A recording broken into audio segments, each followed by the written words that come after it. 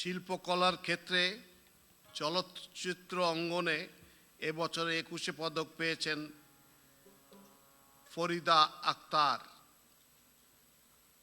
খুব বোঝা যাচ্ছে না বোধহয়, ওরফে ববিতা।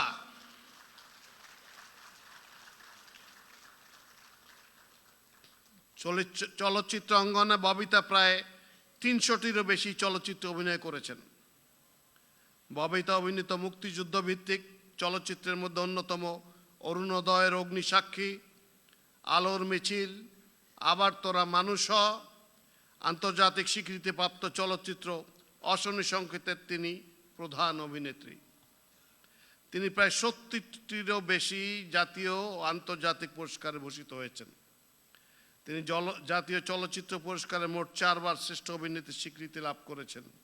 অভিনয়ে গৌরবোজ্জ্বল অবদানের স্বীকৃতি স্বরূপ ফরিদা আক্তার ববিতাকে এবছরের 21 পদকে ভূষিত করা হলো।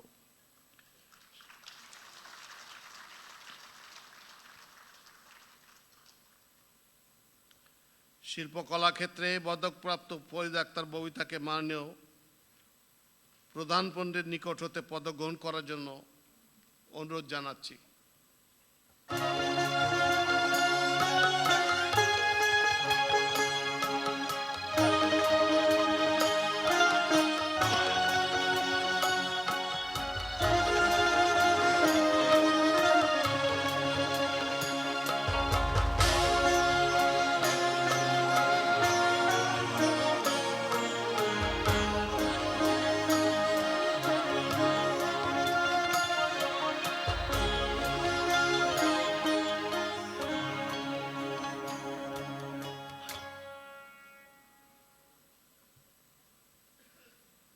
Congratulations, ma'am.